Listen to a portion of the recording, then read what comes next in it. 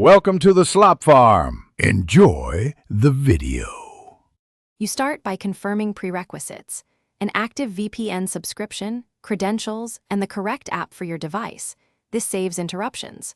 Once ready, download and install the official client from the vendor. Avoid third-party copies. During installation, allow required permissions so the app can create secure tunnels and update automatically. Make sure you sign in now. After signing in, glance at settings to confirm kill switch and auto-connect defaults. These first actions get you into a safe state before choosing a server.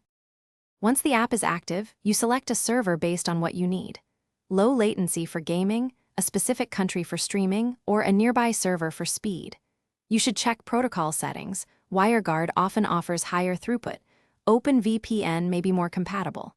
Next, configure the kill switch to prevent leaks if the connection drops, and enable auto-connect on untrusted networks to protect you outside home. If you only want specific apps routed, set up split tunneling before connecting.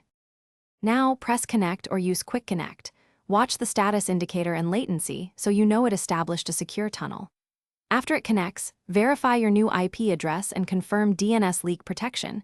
Use the app's built-in test or a quick lookup to be certain. If something fails, try a different server or switch protocols. Restarting the app or device clears cached network issues.